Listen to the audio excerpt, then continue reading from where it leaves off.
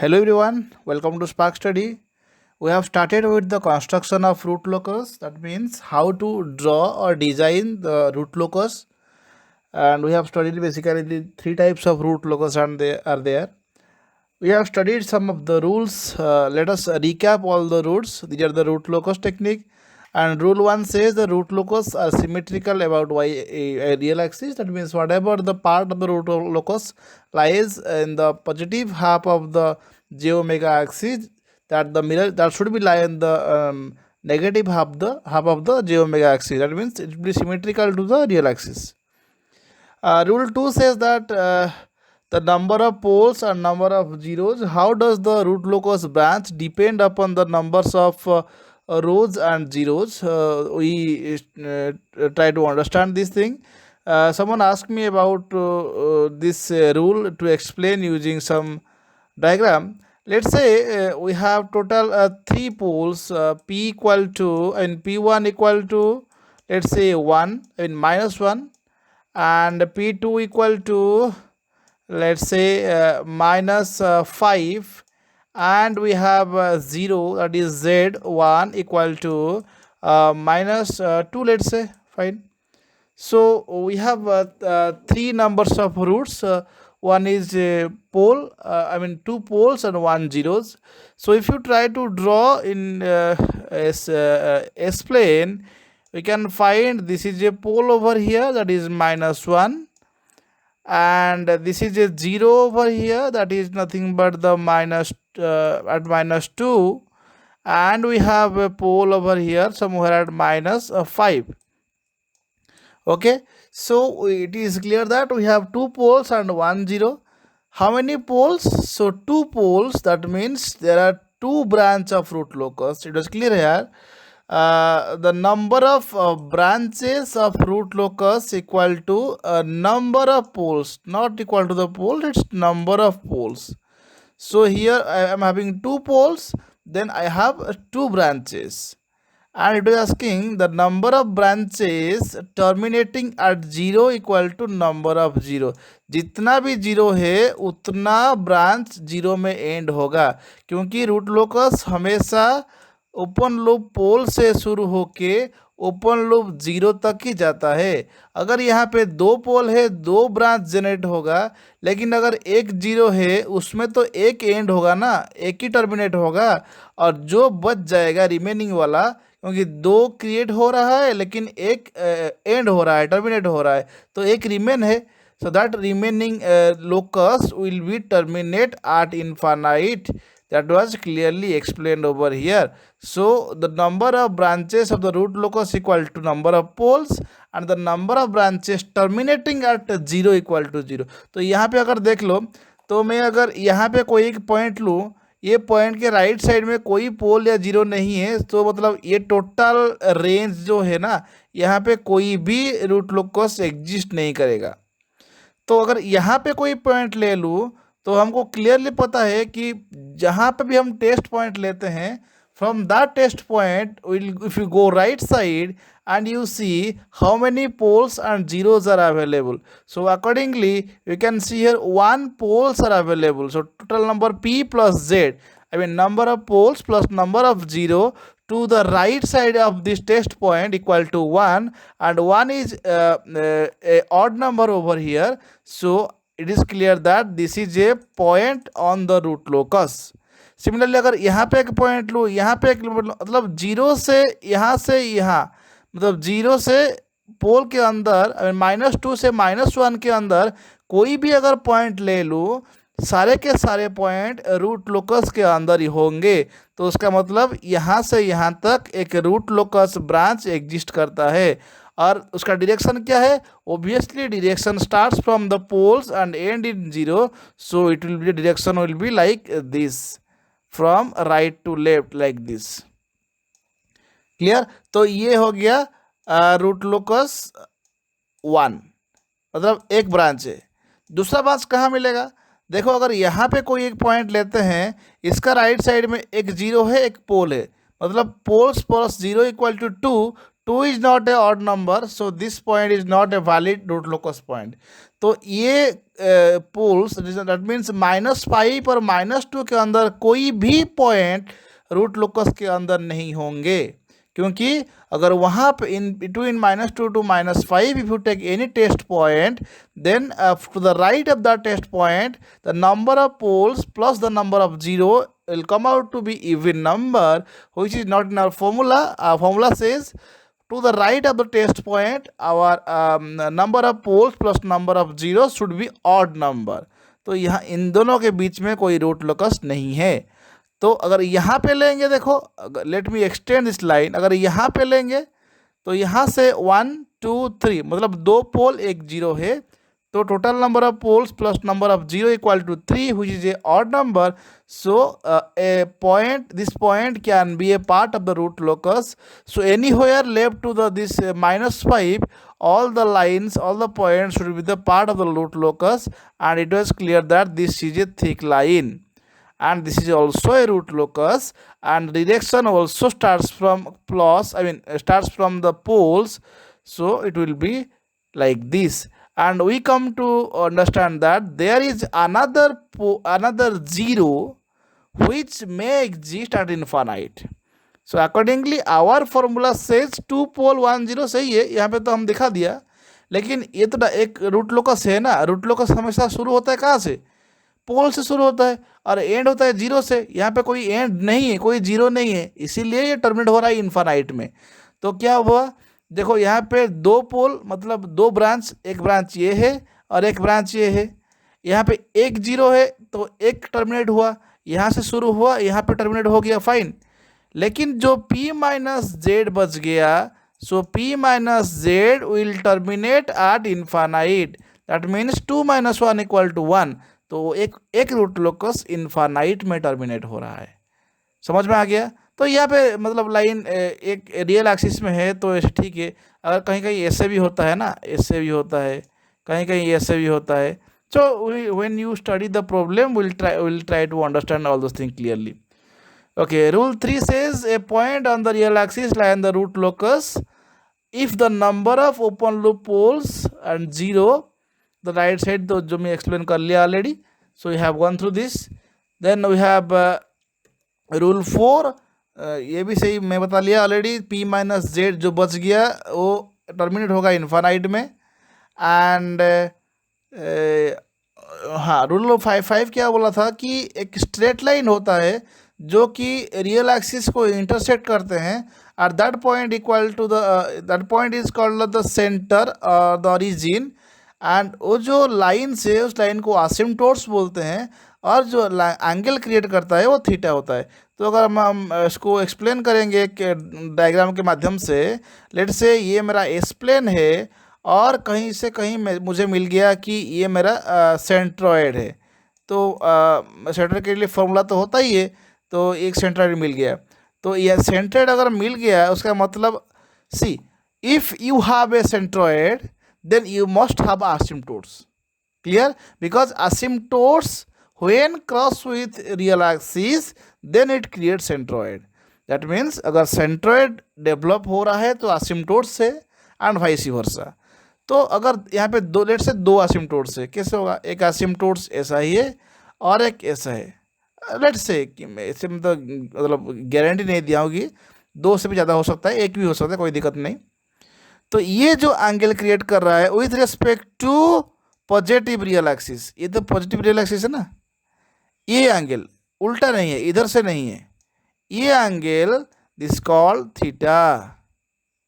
आप ये एंगल नहीं ले सकते हैं, इसके ये एसिम्प्टोट्स के लिए ये एंगल होगा with respect to positive real axis. यहाँ से अगर ये ओरिजिन अगर है तो यहाँ तो पॉजिटिव, यहाँ negative. So with respect to positive real axis we need to think about that. So this is nothing but the angle जो हम कल पढ़ लिया था लास्ट क्लास में, ठीक है। तो next will be the rule 5 is centroid, ये तो शायद मैं बताया था last class. Centroid formula equal to the summation of real part of the open loop poles minus the summation of real part of the open loop zero divided by number of poles minus number of zero, fine. And then the rule 6 which we need to study today, it say about the breakaway point. Okay, there is 2 point exist in certain type of root locus. What is called, that is called breakaway point or break in point, break in. Okay, so these are 2 points. These 2 point always lies over the real axis. Remember, real axis. Okay, so these two, breakaway point and break in point, always lie over the real axis. तो हमको कैसे पहचानेंगे कि कौन सा वाला breakout point है, I mean break away point है, कौन सा वाला ब्रेक इन पॉइंट है. सो अवे स्टैंड्स पर निकल के चले जाएगा और इन स्टैंड्स पर आ जाएगा, पास आ जाएगा. तो उसका मतलब अगर दोनों पोल्स लगातार है, मतलब कंटिन्यू 2 पोल है और 2 पोल के अंदर ब्रेक अवे पॉइंट निकल रहा है. आपको शायद यहाँ पे मैं एक्सप्लेन कर लेता हूँ. You can see there is a pole at 0, another pole is at 4, -4. So there are 2 poles, consecutive poles. I told you what is the problem here. If I take a test point over here, to the right of the test point I have only 1 pole, so this is a part of root locus. So this from -4 to 0, the total part is the part of the root locus. I think you understand. But what second rule says, I mean what second thing says, the second thing says that a root locus always starts from the pole and end at 0. तो अगर यहाँ पे root locus line मैंने खींच लिया तो दोनों तो पोल से, कहाँ से शुरू करेंगे कहाँ एंड करेंगे, दैट इज नॉट पॉसिबल. इसीलिए क्या होता है, ये रूट लोकस शुरू तो हो जाता है पोल से और पोल में तक खत्म नहीं होगा ना, 0 में खत्म होगा. इसलिए 0 ढूंढने के लिए वो लाइन से बाहर आ जाता है. तो जिस पॉइंट से लाइन से बाहर आता है उस पॉइंट को हम बोलेंगे break away point, BA, break away point. Real understood. So ऊपर निकल गया, उसका मिरर इमेज नीचे भी आ जाएगा. तो देखो अगर यहाँ से शुरू करेंगे ये वाला लाइन ऊपर चला जाएगा और यहाँ से शुरू करेंगे ये वाला लाइन नीचे चला जाएगा. तो direction of root locus starting from like 0 to -2.53, then it will come out in the positive quadrant, and from -4 to -2.5 and come down to the down, I mean the down quadrant. So we can also say that starting from 0, like starting from -4 and go like this, starting from here and come like this. So anything can be so this is not a part of your syllabus, conceptual है. Anyhow, so this is the way how to understood. तो मतलब ये तो clear हो गया ना, break away point हमेशा दोनों कंजुगेटिव पोल के अंदर से ही निकलता है. क्लियर.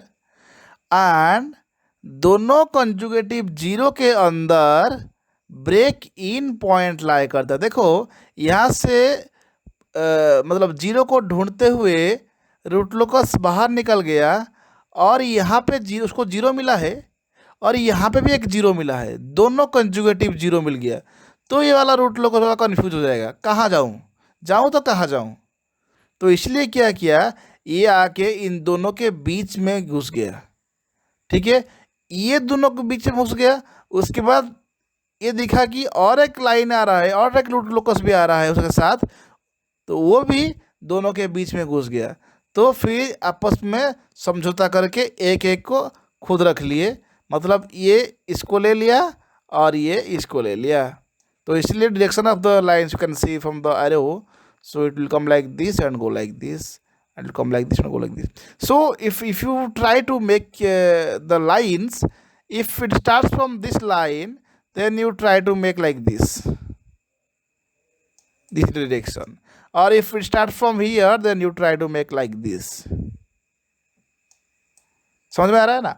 सो ये रूट लोकस का मतलब ब्रेक अवे पॉइंट और ब्रेक इन पॉइंट है. So break away point and break in point always resides over the real axis, and breakaway point exists in between two conjugative poles, and break-in point remain in between two conjugative zeros. Okay, so in the break, you can also take a note that from the breakaway point, root locus come out from the real axis and enter into imaginary plane, and from to the break-in point, breakaway, I mean to the break-in point, root locus enter into the real axis. That could be one important notes. Okay, so somehow we also can have like this, like we have two poles, so confirm breakaway point, and we have 1 0. Then how could we decide which one is break-in point? So it is clear, like I told you na. So if there is a 0 over here and 1 0 must be lies in the infinite, so that could be another 0 at infinite. So assuming that 0 at infinite, we can make a break-in point over here. So always remember, if there is a breakaway point, there should be a break-in point, definitely. तो अगर break in point आपको नहीं मिल रहा है, confusion हो रहा है कि अरे भाई तो एक ही जीरो है, दो कॉन्जुगेटिव जीरो नहीं है, मान लो कि और एक कॉन्जुगेटिव जीरो इनफाइनाइट में है, सही है ना. So this is called a break away point and break in point. How to understood about this thing? So how to find out this breakaway point and break-in point? That is important thing. I don't know how to erase this thing. Okay, eraser is there. Fine. So let's say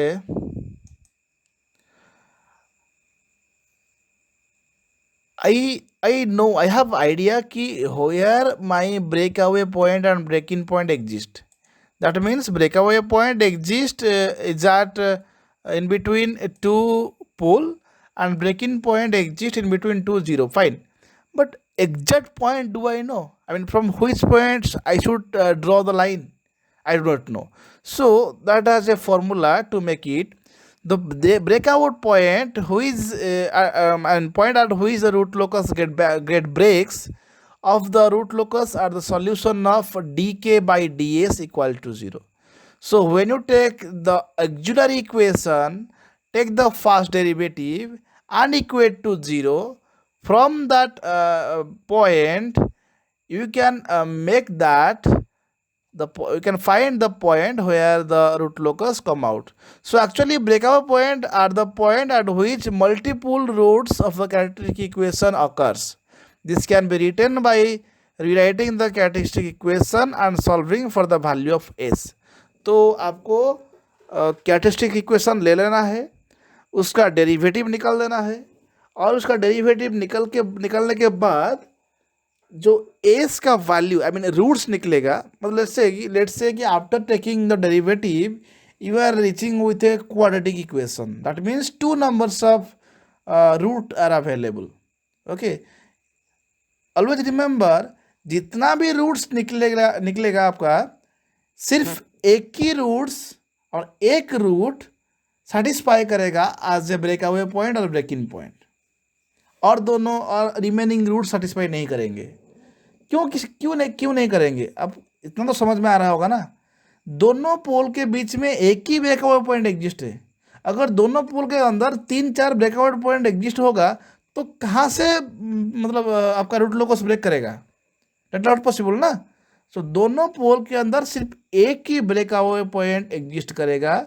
दोनों zero के अंदर एक ही break in point exist करेगा, और उसको निकालने के लिए फॉर्मूला है take the first derivative of the characteristic equation and find out the roots. Okay, so after finding the roots, you can say that only one will be exist. I mean, one will satisfy the breakaway point or break-in point. तो हम देख लेंगे इसको problem में solve करके how it is happening. So तो इस बार पढ़ लेना that to test the validity of breakaway point, put the solution of dk by ds equal to 0 in the expression of k originally derived from the characteristic equation.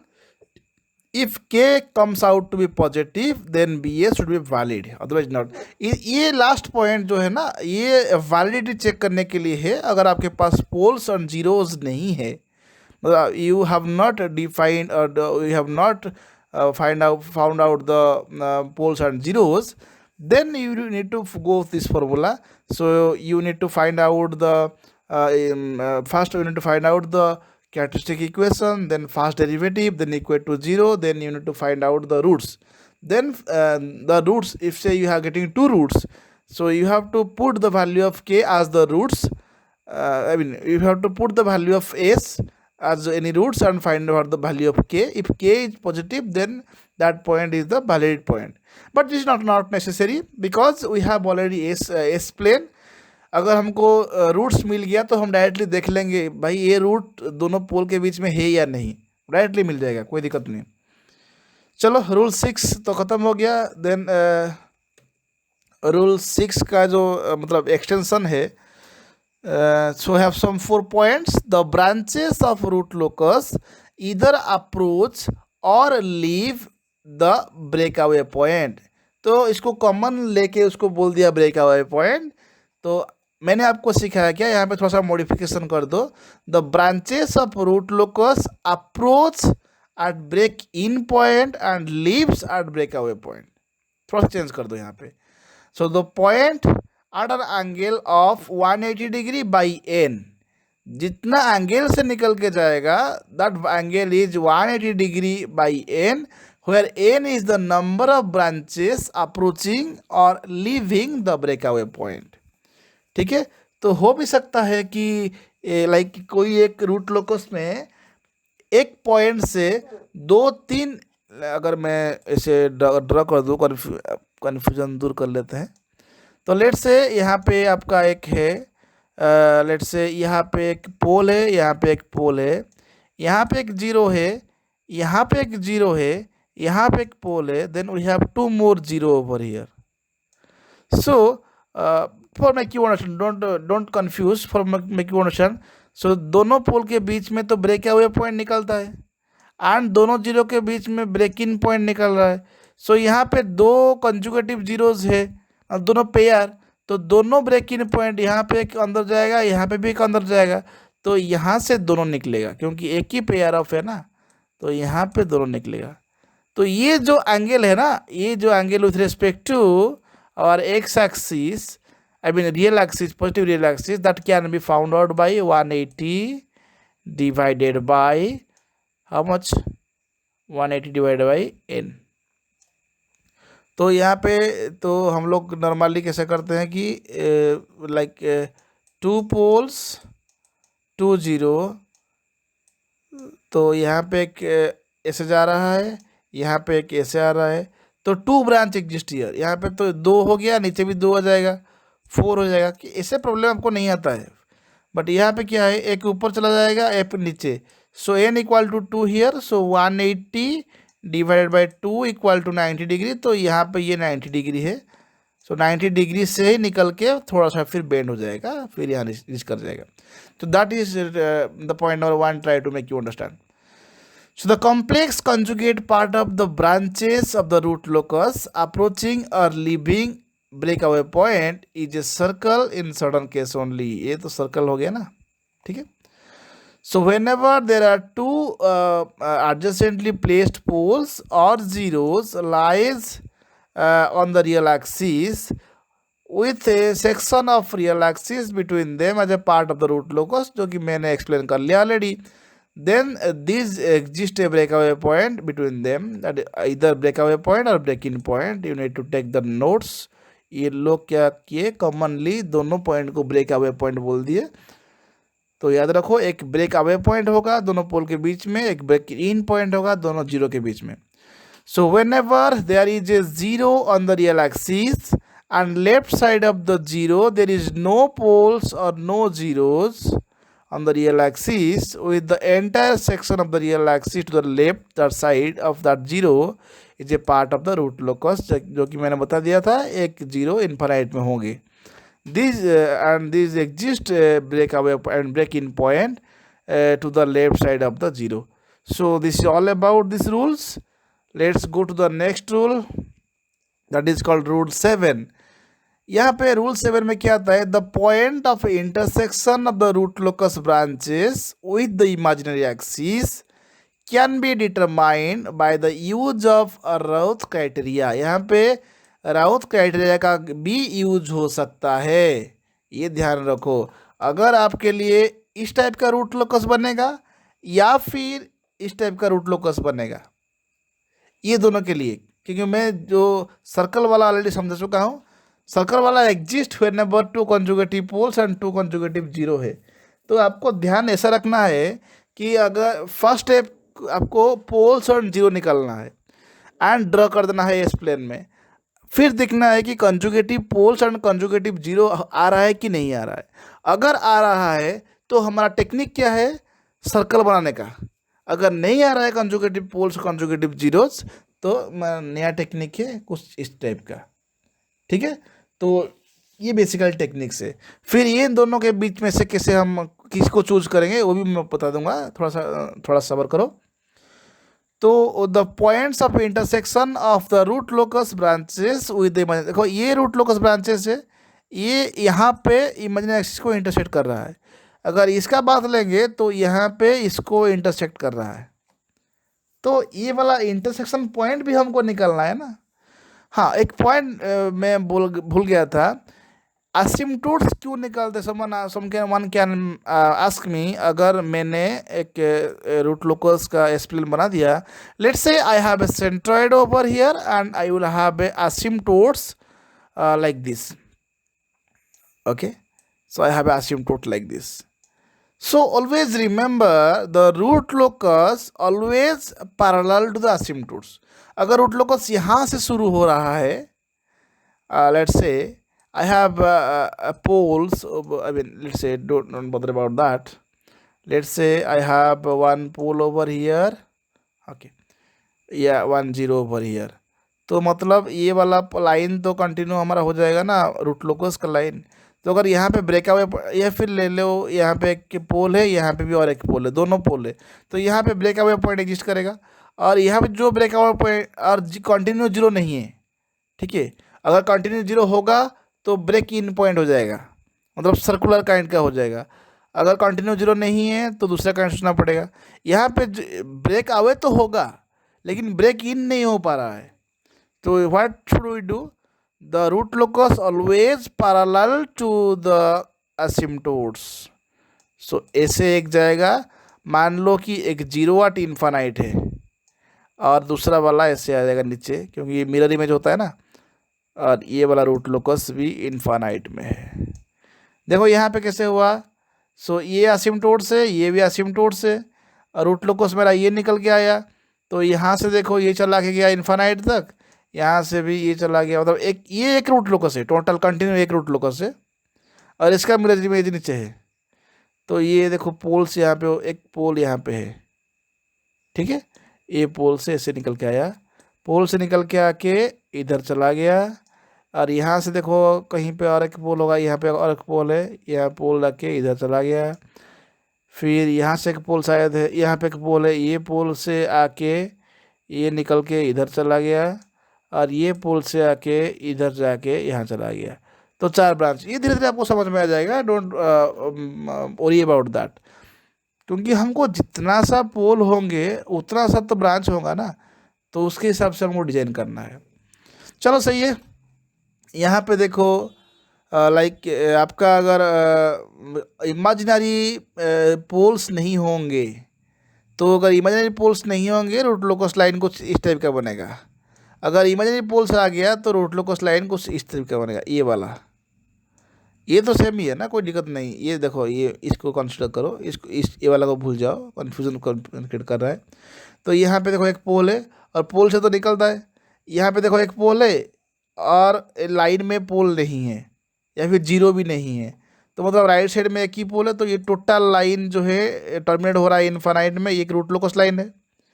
और दोनों पोल यहाँ पे दोनों तो फिर निकलेंगे ना, मतलब 3 पोल, ये वाला डायग्राम में 3 पोल है, that means we have 3 root locus and one is along the negative real axis, and two more has to be there na.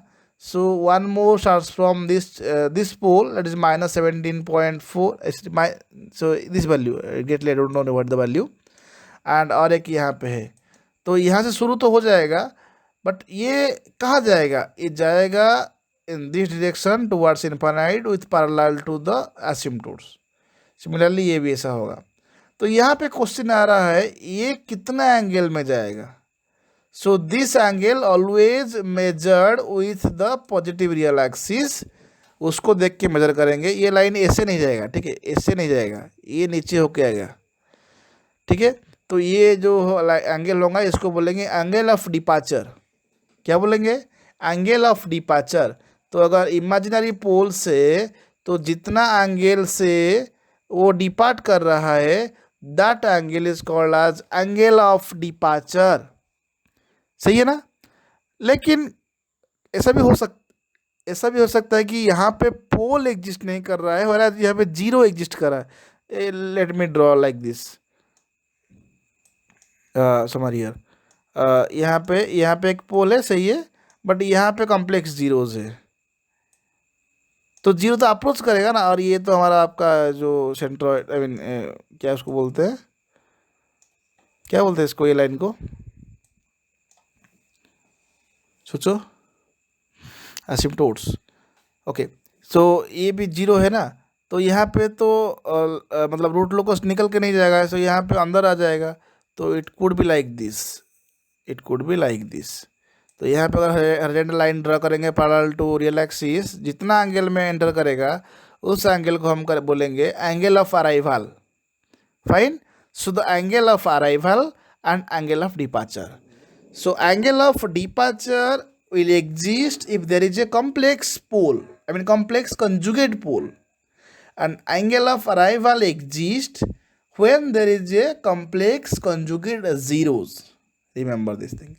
तो पहले के में क्या बताया, अगर हम मतलब फर्स्ट रूल को देखेंगे, यहाँ पे आ जाएंगे, तो कौन सा चूज करेंगे? ये दोनों तो सेम ही है, ये दोनों सेम ही है। Let me draw another one like this, like this, ये वाला, this kind of root locus. Don't bother about this.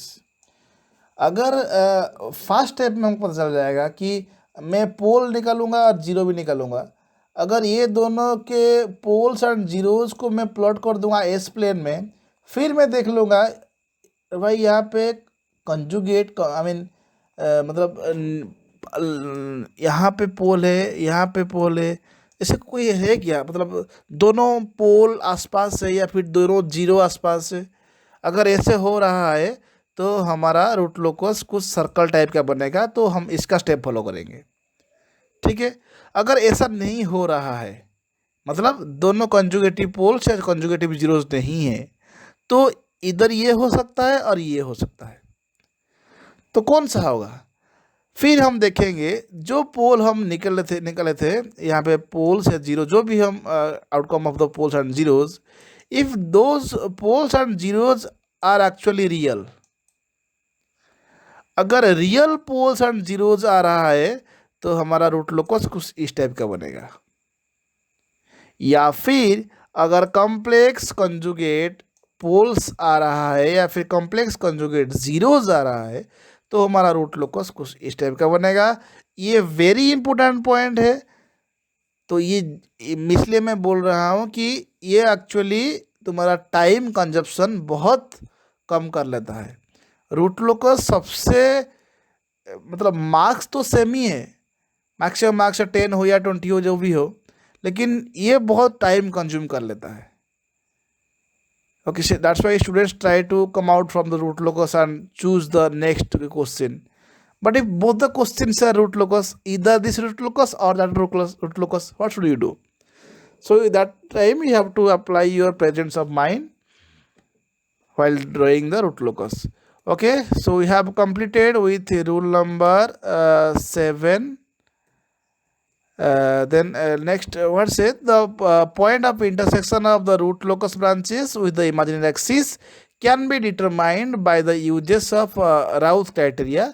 हमको राउथ क्राइटेरिया निकाल देना है, राउथ टेबल निकालना है। राउथ टेबल कैसे आता है? हमारा कैरेक्टरिस्टिक इक्वेशन से, और कैरेक्टरिस्टिक इक्वेशन से के निकल रहा है ना, के। सो के इज द गेन। हम लोग ऐसे कल बोले थे कुछ के ऐसे हो रहा है, फिर जी ऑफ एस, फिर लाइक फीडबैक, ऐसे कुछ बोले थे ना। सो ये चीज़ ऑलरेडी कैरेक्टरिस्टिक इक्वेशन में आ रहा है। अगर हम रूथ टेबल बनाएंगे, सो फर्स्ट लाइन में जो भी वैल्यूज होंगे, ये वाला वैल्यू हमको पता था ना, ये पहला लाइन में जो वैल्यूज है, यहाँ पे अगर साइन चेंज हो रहा है तो हमारा मतलब राइट हैंड पोल एग्जिस्ट कर रहा है। अगर साइन चेंज नहीं हो रहा है तो all poles are in the left hand side of the S plane. ये तो हमको समझ में आया था। लेकिन मैं टाइप 2 में बताया था कि फर्स्ट कॉलम में अगर कोई भी एक एलिमेंट जीरो हो रहा है, उसको हम एप्सिलॉन लेके बनाए थे। जीरो कब होगा? अगर ये सिस्टम मार्जिनली स्टेबल होगा। मार्जिनली स्टेबल कब होगा? अगर poles are lies over the imaginary axis. तो सब इंटररिलेटेड है, don't try to confuse yourself, सब इंटररिलेटेड है। मार्जिनल सिस्टम मार्जिनल स्टेबल कब होगा? जब पोल्स कहाँ पे एग्जिस्ट करेंगे? Over the imaginary axis. तो उसका मतलब हमारा जो ऑसिलेशन कुछ इस टाइप का होगा, it will never die out, that means it will oscillate between two margin. देखो सब कुछ इंटरलेटेड है। So marginally stable system. तो मार्जिनली स्टेबल सिस्टम के लिए हमारा कोई भी एक first entry, I mean first entry of the Routh table should be zero. तो यहाँ पे कोई भी टर्म है तो के आएगा ना। जैसे कि हम के को कैरेक्टरिस्टिक इक्वेशन में एंट्री किए थे, तो कोई भी टर्म के आ जाएगा, उस के को हम जीरो बना देंगे। अगर डायरेक्टली के तो है, सही है, के इक्वल टू जीरो, अगर के को जीरो कर देंगे तो ठीक है। लेकिन अगर इक्वेशन आएगा के -5, first entry of the characteristic table, one entry is के -5, to make this system oscillate between two boundary or to make the system marginally stable, because देखो यहाँ पे तो पोल्स यहाँ पे अगर होंगे तो सिस्टम मार्जिनल स्टेबल होगा ना। तो ये total line is the combination of poles. हमको ये पॉइंट निकालना है। ये पॉइंट मतलब दो point which lies over the imaginary axis. तो यहाँ पे थोड़ा उल्टा कंसेप्ट लगा दो। पोल को जो हमको वो वाला पोल चाहिए, that we need that pole which actually lies over the imaginary axis. But हम क्या पढ़े थे? अगर पोल इमेजिनरी एक्सिस के ऊपर लाई करेगा तो सिस्टम ऑसिलेट करेगा, बाउंडेड ऑसिलेशन, ठीक है कि नहीं? और मार्जिनल स्टेबल सिस्टम में तो हम इसको उल्टा कर दिए। हम लोग क्या किए कि राउथ टेबल में के का वैल्यू क्या डालेंगे, मतलब एक एंट्री जो के साथ वैल्यूज है उसका एंट्री को हम क्या बोलेंगे ताकि सिस्टम मार्जिनल स्टेबल होगा। इसको अगर हम जीरो कर देंगे तो के का वैल्यू क्या आ जाएगा? तो के का वैल्यू 5 आ जाएगा। दैट मीन्स अगर हम के को 5 पुट करेंगे या फिर ये जो इमेजिनरी एक्सिस का पॉइंट है ना, ये अगर 5 होगा तो सिस्टम मार्जिनल स्टेबल होगा। That means this point is a valid point. So the point of intersection over the imaginary axis must be k equal to 5. सो धीरे धीरे समझ में आ जाएगा, इसको बार बार मतलब पढ़ने से समझ में आ जाएगा। So the root locus, the roots of auxiliary equation that is K at K marginal will give the point of intersection of root locus with J omega axis. Confusion है डेफिनेटली, दोबारा मतलब सुन लो, रिवाइंड करके समझ में आ जाएगा। Okay, let go to next rule 8। This is also a important. मैंने आपको ऑलरेडी बता दिया था कि break away point and break in point के बारे में। ये जो पॉइंट है ना आपका poles, I mean complex conjugate pole से यहाँ पे ब्रेक अवे पॉइंट निकल रहा है, तो रूट लोकस यहाँ से शुरू होकर यहाँ चला जाएगा। और ये जो लाइन है that should be parallel to this imaginary axis, I mean this real axis, and this angle, okay, this angle is called as the angle of departure. Depart मतलब छोड़ के चले जाना, अराइवल मतलब पास आ जाना। सो डिपार्ट होता है जब पोल एग्जिस्ट करता है, अराइव करता है जब जीरो एग्जिस्ट करता है। तो ये तो समझ लेना आपको।